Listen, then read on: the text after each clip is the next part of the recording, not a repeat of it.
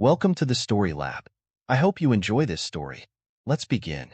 I pulled into our driveway, my heart racing. The nagging suspicion that had plagued me throughout my business trip refused to subside. Valerie's text message, clearly not meant for me, kept replaying in my mind. I took a deep breath, steeling myself for what I might find inside our home.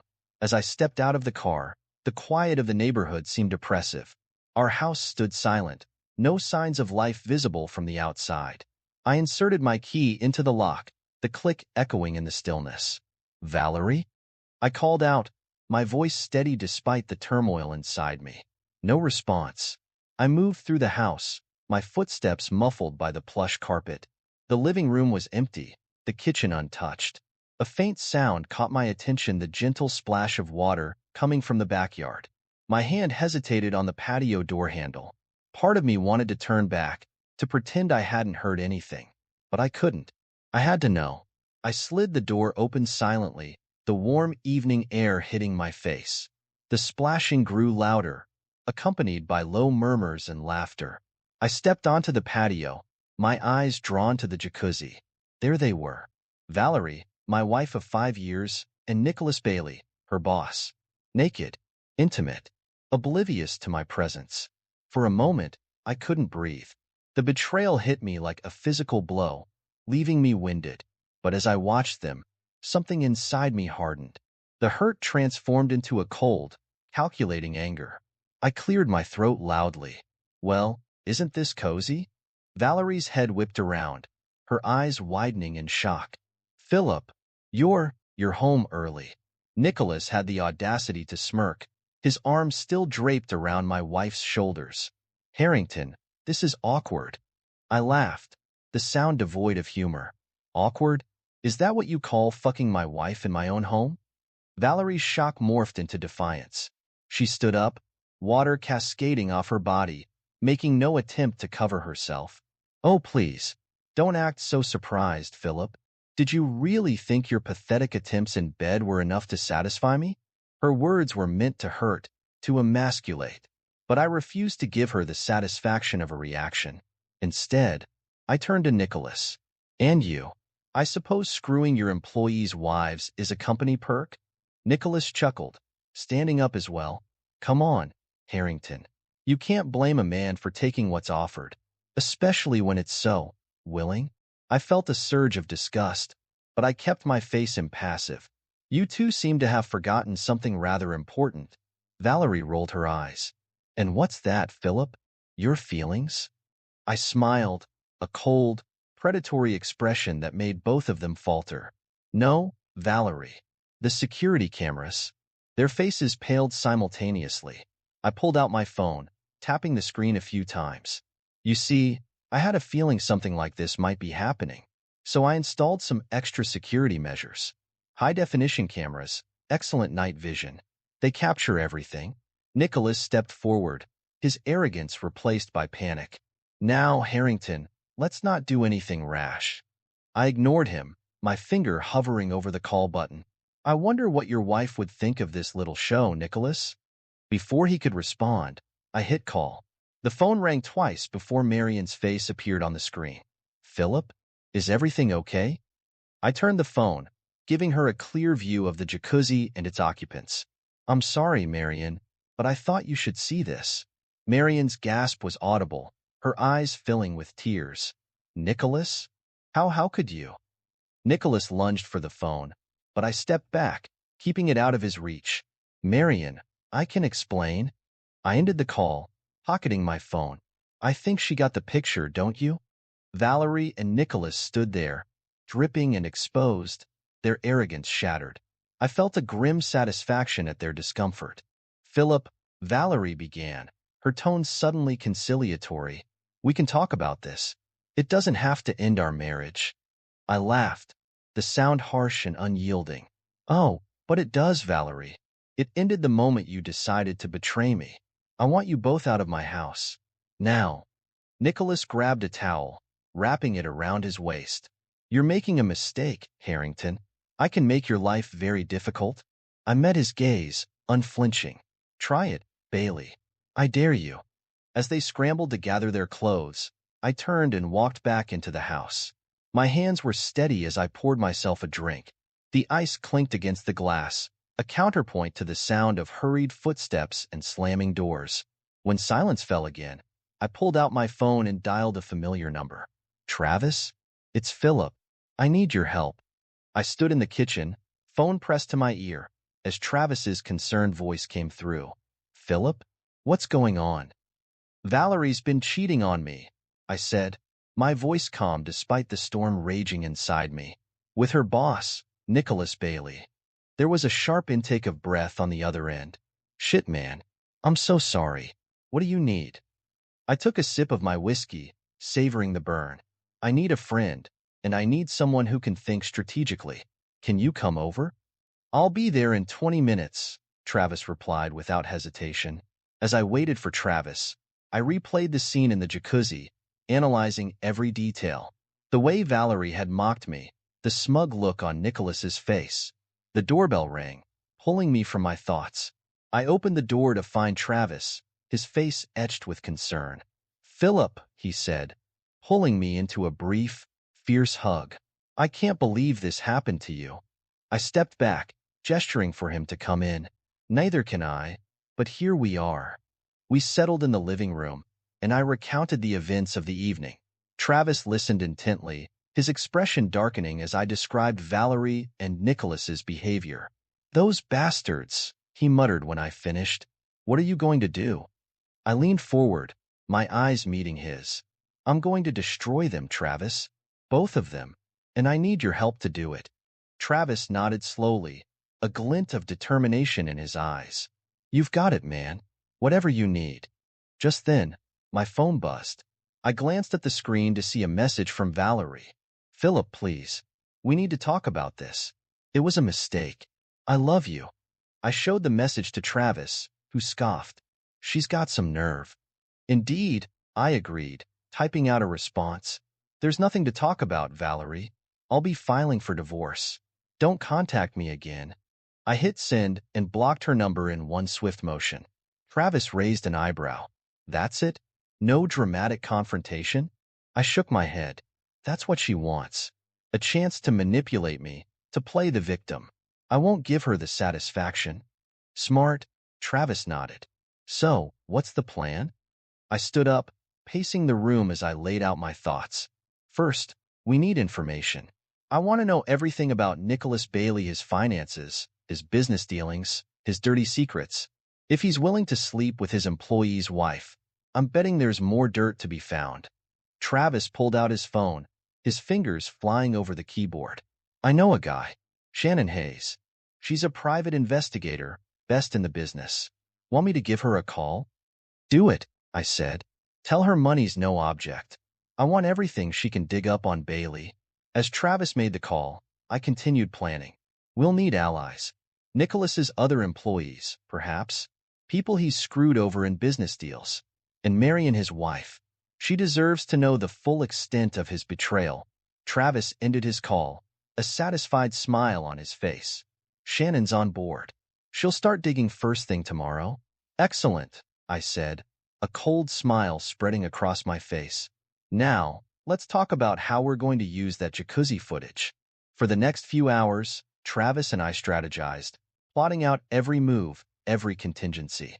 By the time he left, the sun was peeking over the horizon, but I felt more awake than ever. As I stood in the doorway, watching Travis drive away, a sense of calm settled over me.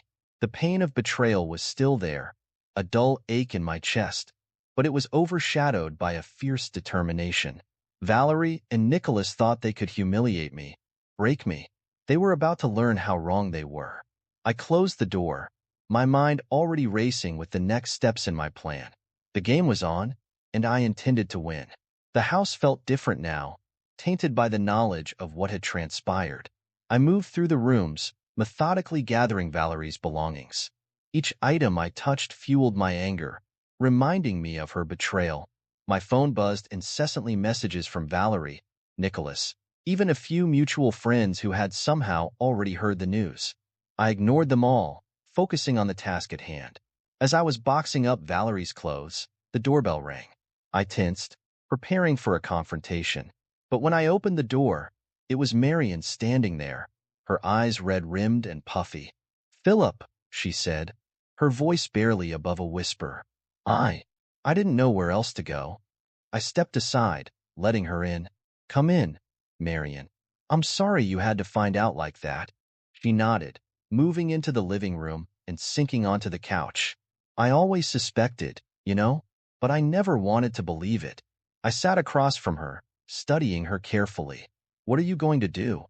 Marion straightened, a flicker of determination crossing her face. "I've already called my lawyer. I'm filing for divorce first thing Monday morning." "Good," I said, nodding approvingly.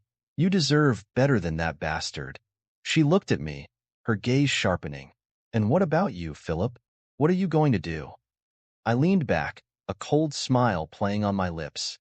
"I'm going to make them regret ever crossing me." Marion didn't flinch at my words. Instead, she leaned forward, her voice low and intense. "I want in. Whatever you're planning, I want to help." I raised an eyebrow, reassessing her. Perhaps Marion had more steel in her than I'd given her credit for. This could get ugly. She nodded, her jaw set. "Nicholas doesn't get to walk away from this unscathed." There was a commotion outside. I moved to the window, peering out to see Valerie standing on the front lawn, shouting my name. "Philip, I know you're in there. We need to talk." I turned to Marion. "Looks like it's showtime." We stepped out onto the porch together, presenting a united front.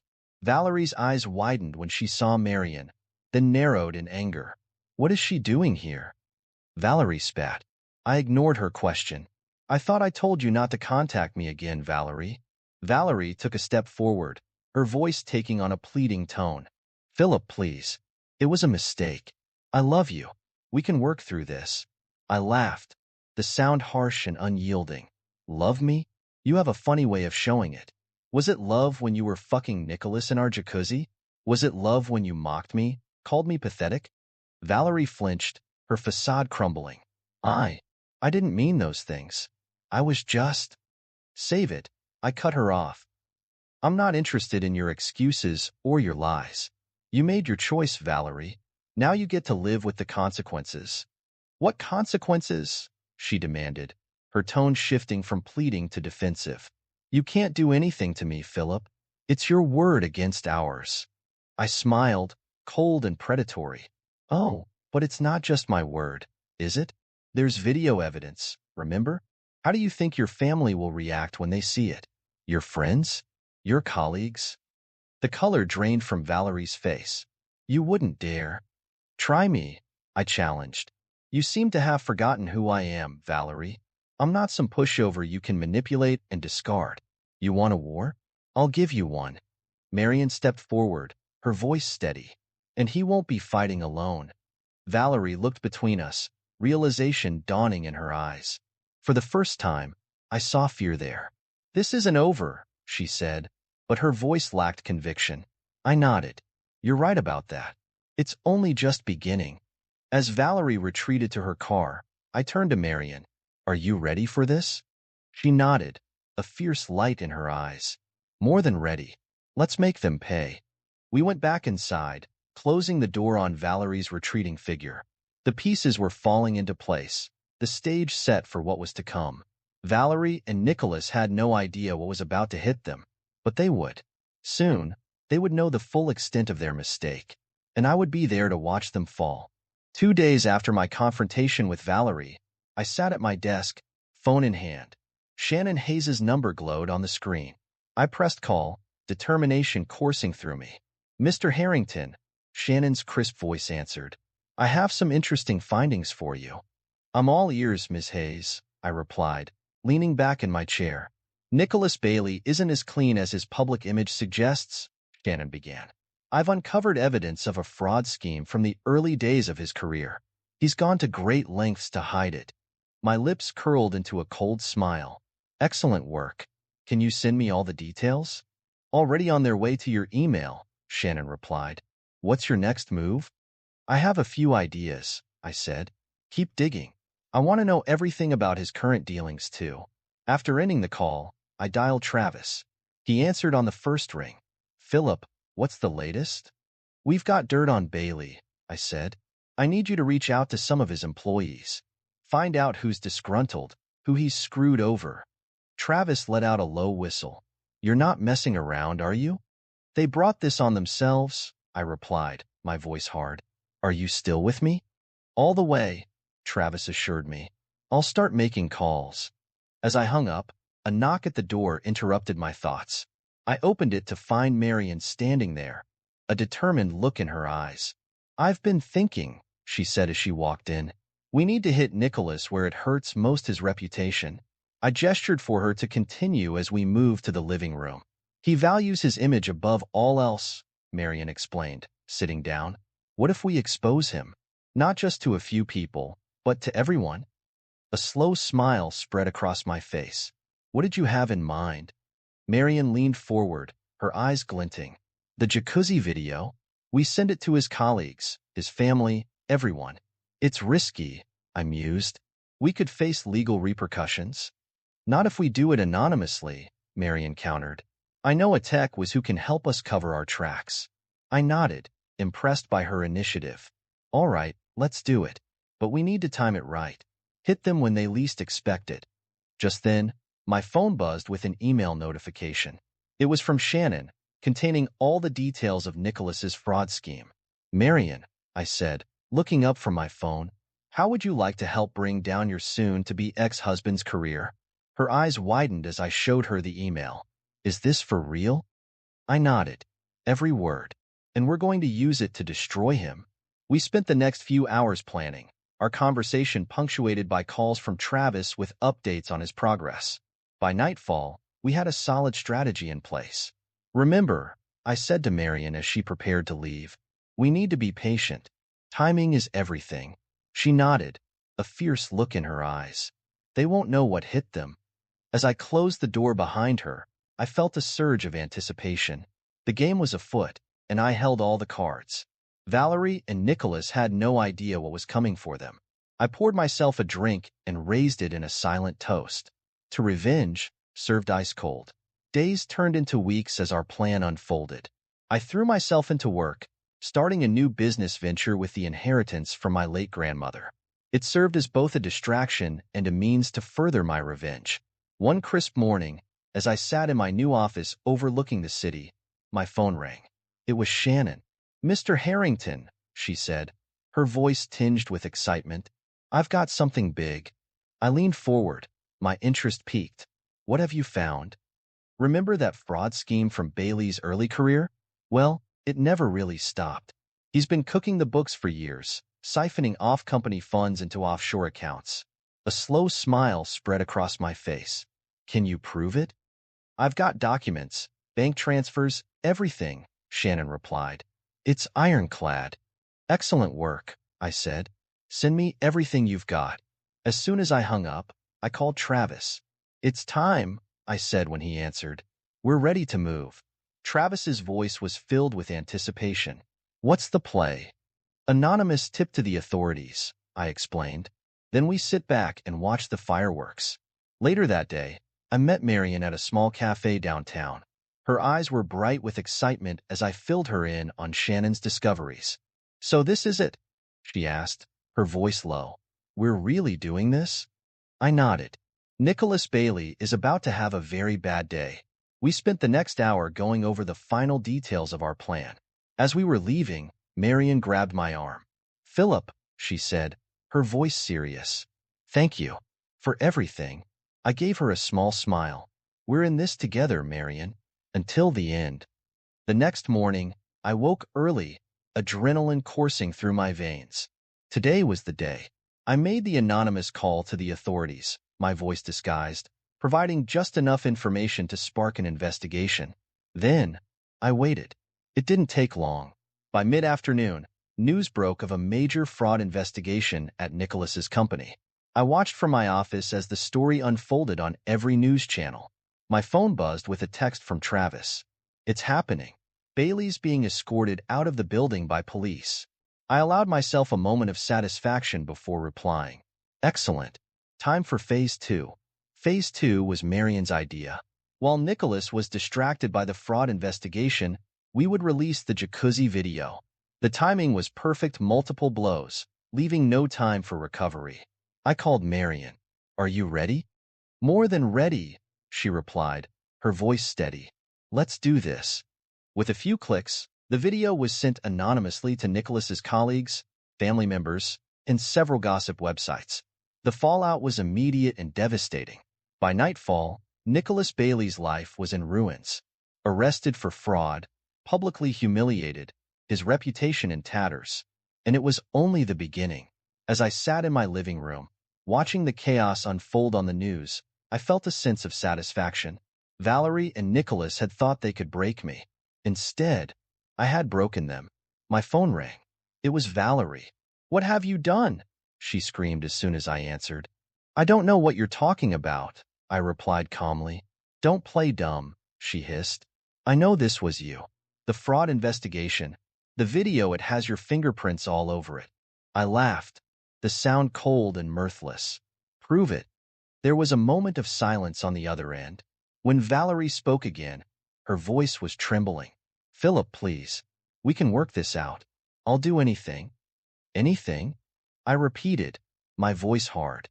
Then suffer, Valerie. Suffer like I did when I saw you with him. Suffer knowing that your actions led to this. And know that I'm just getting started. I hung up, cutting off her protests. As I set the phone down, I felt no remorse, no second thoughts. They had made their choices. Now they would face the consequences.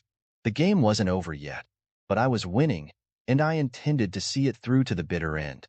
The weeks following Nicholas's arrest were a whirlwind of activity.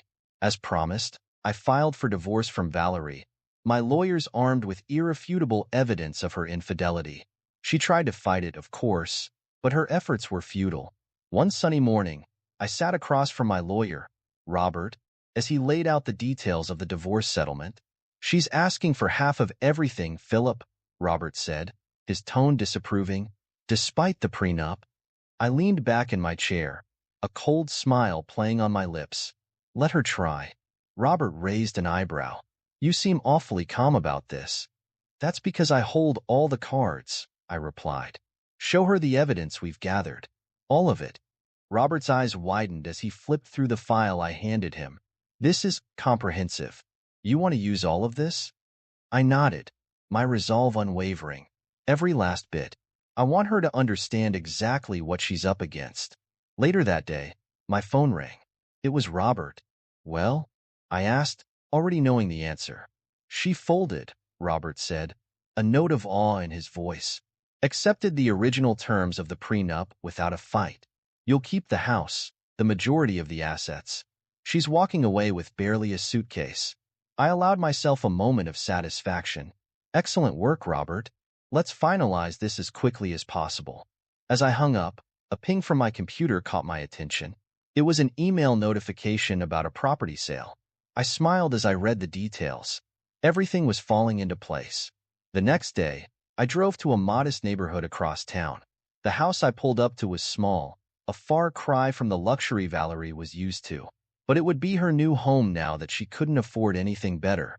As I got out of the car, I saw her watching me from the window.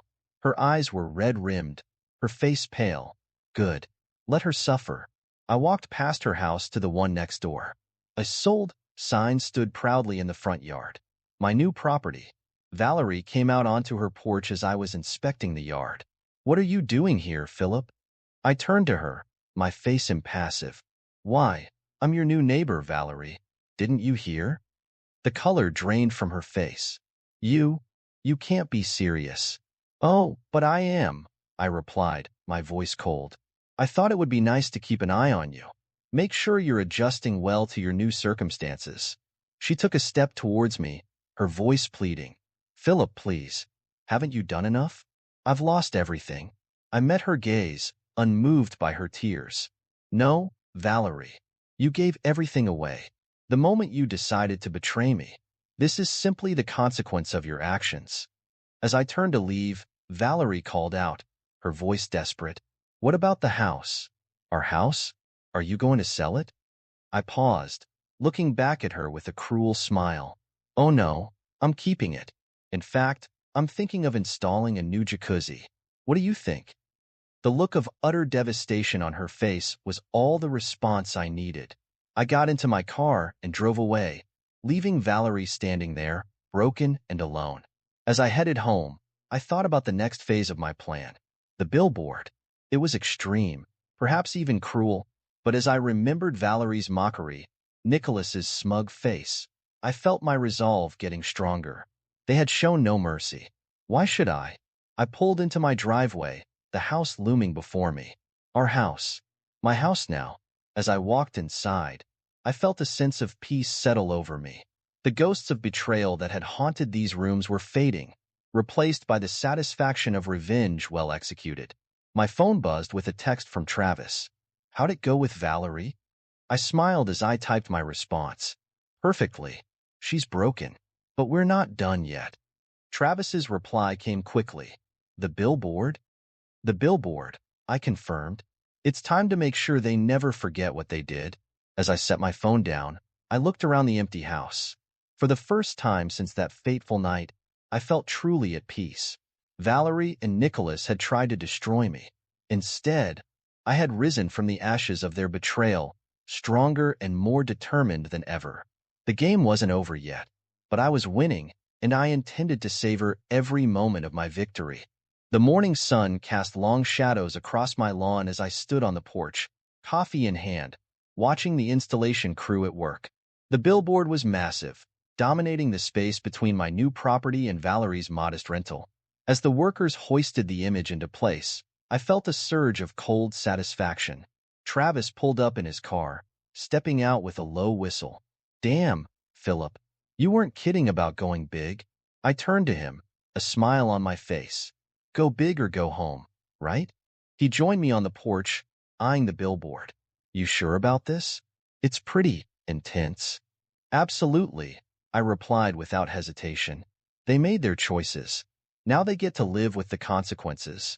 As we watched, the crew finished securing the image. A high-resolution still from the jacuzzi video, Valerie and Nicholas caught in their moment of betrayal. Beneath it, in bold letters, remember this? How long before Valerie sees it, do you think? Travis asked. As if on cue, a scream erupted from next door. We turned to see Valerie stumbling out of her house, eyes wide with horror as she took in the billboard. Philip, she shrieked, storming towards us. What the hell is this? I calmly sipped my coffee. Good morning, Valerie. I see you've noticed the new addition to the neighborhood. She reached the edge of my property, face contorted with rage and humiliation. Take it down. Now. I'm afraid I can't do that, I replied coolly. You see, I own this property, and I can do whatever I want with it. You can't do this, she yelled, her voice cracking. It's illegal. Travis stepped forward, his voice calm but firm. Actually, it's not. We checked. As long as it's on private property and doesn't contain explicit nudity, it's perfectly legal. Valerie's eyes darted between us, desperation clear on her face. Philip, please. I know I hurt you, but this is too far. I set my coffee down, meeting her gaze with steel in my eyes. Too far? Was it too far when you mocked me in our home? When you betrayed our vows without a second thought? No, Valerie. This is exactly far enough. I'll sue you, she threatened weakly. I'll find a way to make you take it down. I laughed, the sound devoid of humor. Go ahead. Try. But remember, I have the full video. Push me, and I might decide the whole world needs to see it. The fight seemed to drain out of her then. She slumped, tears streaming down her face. Why are you doing this? Haven't I lost enough? Not nearly enough, I replied coldly. You took everything from me, Valerie. My trust, my love, my future. Now I'm taking everything from you. Your reputation, your comfort, your peace of mind. Fair is fair. She opened her mouth to respond, but I cut her off. Save it. I'm not interested in your excuses or your tears. You made your bed. Now lie in it. Every day when you look out your window, I want you to remember what you threw away. With that, I turned my back on her, walking into the house with Travis close behind. As I closed the door, I heard Valerie's sobs fade into the distance. Inside, Travis looked at me with a mixture of awe and concern. That was cold, man. Effective, but cold. I shrugged, pouring myself another cup of coffee. They brought this on themselves. I'm just making sure they never forget it. As we settled in the living room, my phone buzzed with a message from Marion. Just drove by. The billboard is wow. How's Valerie taking it? I smirked as I typed my reply. About as well as you'd expect. How are you holding up? Her response came quickly. Better than ever. Nicholas called yesterday, begging for another chance. I told him to enjoy prison. I showed the message to Travis, who grinned. Looks like your plan is working perfectly. It's not over yet, I said, my mind already racing with the next steps, but we're getting there, one day at a time. As Travis left, I stood by the window, watching Valerie's house. The billboard loomed over it, a constant reminder of her betrayal. I felt no pity, no remorse, only a satisfaction that justice was being served, cold and merciless. Let them suffer, I thought. Let them feel a fraction of the pain they caused me. This was my revenge, and I would savor every moment of it. Weeks passed, and the billboard became a local sensation. Despite Valerie's desperate attempts to have it removed, it stood firm, a daily reminder of her betrayal. I watched from afar as her life unraveled, piece by piece. One sunny afternoon, as I was leaving my office, I quite literally bumped into a woman carrying a stack of files. "Oh, I'm so sorry," she exclaimed as papers scattered across the floor. I knelt to help her gather them. No, it was my fault.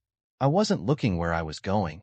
As we stood, our eyes met, and I felt an unexpected jolt. She was beautiful, with kind eyes and a warm smile. "I'm Jacqueline," she said, extending her hand. "Philip," I replied, shaking it. "Philip Harrington." Her eyes widened slightly. The Philip Harrington? The one who exposed that huge fraud case? I nodded, a bit surprised by her recognition. "That's me." "Wow," she said, her smile widening. "I've been following that case. What you did was incredible." We ended up grabbing coffee, our conversation flowing easily. For the first time in months, I found myself genuinely enjoying someone's company. As we parted ways, Jacqueline hesitated. "This might be too forward, but would you like to have dinner sometime?" I was taken aback, memories of Valerie's betrayal flashing through my mind. But looking at Jacqueline's open, honest face, I made a decision. "I'd like that," I said, surprising myself with my sincerity. Over the next few weeks, Jacqueline and I grew closer. She was everything Valerie wasn't: kind, supportive, and genuinely interested in my thoughts and feelings. One evening, as we walked through the park after dinner, Jacqueline turned to me. "Philip, can I ask you something?" I nodded, curious. "The billboard. I know the story behind it. Are you okay?" I was silent for a moment, considering her question. "I am now," I finally said. "What Valerie and Nicholas did. It nearly broke me, but I refused to let them win." Jacqueline squeezed my hand. "You're incredibly strong. You know that? Most people would have crumbled." I looked at her, seeing only understanding in her eyes. "You don't think I went too far?" She shook her head. "They betrayed you in the worst way possible. They deserved everything they got." Her words warmed me, reinforcing my resolve. This was a woman who understood me, who supported me without question. As we continued our walk, I found myself opening up more, sharing details of my revenge that I hadn't told anyone else. Jacqueline listened intently, offering insights and support. "You know," she said as we reached my car, "what you've done. It's not just about revenge. You've exposed a criminal, brought justice to light. You should be proud." I pulled her close, feeling a surge of emotion. "Thank you," I murmured, "for understanding." As I drove home that night, I felt lighter than I had in months. Jacqueline's support had reinforced my belief in my actions. I had done what was necessary, what was right. And now, perhaps, I had found someone who truly understood and accepted me. The next day, I received a call from Marion. "Philip, I have news," she said, her voice filled with excitement. "What is it?" I asked, leaning back in my office chair. "I've been offered a job in New York," she said. "A fresh start, away from all of this." I smiled, genuinely happy for her. That's fantastic, Marion. You deserve it. I couldn't have done it without you, she said softly. You gave me the strength to stand up for myself, to demand better. As we talked, I realized how far we'd both come. From the broken, betrayed people we were, to this stronger, more resilient versions of ourselves. Will you keep the billboard up? Marion asked, a hint of mischief in her voice. I chuckled. Absolutely. It's become quite the local landmark, you know? We shared a laugh, the sound filled with the satisfaction of justice served and lives rebuilt. As I hung up, I looked out my office window at the city below. For the first time in a long time, I felt truly at peace. Valerie and Nicholas were paying for their betrayal. Marion was moving on to better things. And I had found someone who accepted me, darkness and all. This was my new beginning, forged in the fires of betrayal and tempered by the cold steel of revenge. And I wouldn't have it any other way. Months had passed since the billboard went up, and life had settled into a new normal. My relationship with Jacqueline was flourishing, my business was thriving, and the constant reminders of Valerie's betrayal had faded to a dull ache.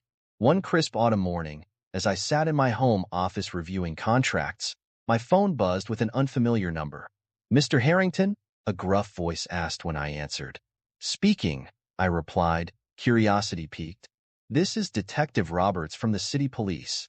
We've got a situation involving Nicholas Bailey. He's demanding to speak with you. My blood ran cold. What kind of situation? The detective sighed. He's taken a hostage at the courthouse. Says he won't talk to anyone but you. I stood, already reaching for my keys. I'm on my way. As I drove to the courthouse, my mind raced. What was Nicholas playing at? He'd been sentenced to 15 years for fraud, with no possibility of parole. What did he hope to gain? The scene at the courthouse was chaos. Police cars, ambulances, news vans all crowded the area. As I approached the police line, Detective Roberts hurried over. Mr. Harrington, thank God you're here. Bailey's becoming more unstable by the minute. I nodded. What does he want? You, the detective said simply. He says he'll only release the hostage if you go in there. I took a deep breath, weighing my options. All right, I'll do it. The detective's eyes widened. Mr. Harrington, I can't ask you to put yourself in danger. I met his gaze steadily. You're not asking. I'm offering. This ends today. After a brief argument and a hastily signed waiver, I found myself being fitted with a bulletproof vest and a wire. Remember, Detective Roberts said as he checked the wire, we'll be listening. If things go south, use the code word checkmate, and we'll come in. I nodded, steeling myself for what was to come. As I approached the courthouse doors, I heard a familiar voice call out. Philip, wait. I turned to see Jacqueline pushing through the crowd, her face pale with worry. What are you doing here? I asked as she reached me. I heard on the news, she said, gripping my arms. You can't go in there. It's too dangerous. I cupped her face gently. I have to. This is my mess to clean up. She searched my eyes for a moment before nodding. Okay, but promise me you'll be careful. I promise, I said, giving her a quick kiss before turning back to the courthouse. As I entered the building, the eerie silence enveloped me. My footsteps echoed in the empty hallway as I made my way to the courtroom where Nicholas was holed up. I pushed open the door to find Nicholas pacing frantically, a gun in his hand. A terrified court clerk was huddled in the corner, eyes wide with fear. Nicholas, I said calmly, drawing his attention. He whirled to face me, his eyes wild. Harrington, you actually came. I spread my hands, showing I was unarmed. I'm here. Now let the hostage go. Nicholas laughed, a harsh, brittle sound. Oh, it's not that simple. You see, you've ruined my life. It's only fair I return the favor. I took a step closer, keeping my voice level. Your life was ruined by your own actions, Nicholas. The fraud, the affair, those were your choices. Choices, he spat. I had no choice. You think I wanted to cook the books? To risk everything? But I had to keep up appearances, to maintain the lifestyle Valerie expected. I felt a flicker of surprise. Valerie? What does she have to do with this? Nicholas's face twisted with bitterness. Everything. She was the one who pushed me to take risks, to cut corners. We deserve the best, Nicholas, he mimicked in a high-pitched voice. Think big or go home. I absorbed this information, pieces clicking into place. So the affair? Her idea, Nicholas said, deflating slightly. She said it would be exciting, add some spice to our lives. I was a fool to go along with it. I stepped closer, my mind racing. Nicholas, listen to me. I understand you're angry, but this isn't the way. Let the hostage go, and we can talk about this. For a moment, I thought he might comply. Then his face hardened. No, no more talking. It's time for action. He raised the gun, aiming it squarely at my chest. I tensed, ready to dive for cover. Checkmate, I said clearly, hoping the police were listening. Nicholas's brow furrowed in confusion. What? Before he could react, the doors burst open. Police flooded in, quickly disarming Nicholas and securing the hostage. As they led Nicholas away in handcuffs, he called out to me. This isn't over, Harrington. You'll pay for this. I watched him go, feeling a mix of pity and disgust. Even now, he couldn't take responsibility for his actions. Outside, I was immediately enveloped in Jacqueline's arms. Thank God you're okay, she murmured into my chest. I held her tight, the adrenaline of the situation finally catching up with me. Over her shoulder, I saw Valerie standing at the edge of the crowd, her face a mask of shock and guilt. Our eyes met, and in that moment, I knew she had heard everything. The truth of her role in Nicholas's downfall was out. As the police ushered us away for statements, I felt a sense of finality settle over me. This chapter of my life was truly over. Nicholas and Valerie had destroyed themselves, their lies and manipulations finally exposed. I looked down at Jacqueline, who smiled up at me with love and understanding in her eyes. This was my future now, a life built on honesty, trust, and mutual respect. The revenge that had driven me for so long was complete. Justice had been served, cold and ruthless, and I had emerged stronger, wiser, and ultimately victorious. As we walked away from the courthouse, leaving the chaos behind, I felt a weight lift from my shoulders. The game was over, and I had won. This is where our story comes to an end. Share your thoughts in the comments section. Thanks for your precious time. If you enjoyed this story, then please make sure you subscribe to this channel. That would help me a lot. Click on the video you see on the screen, and I will see you there.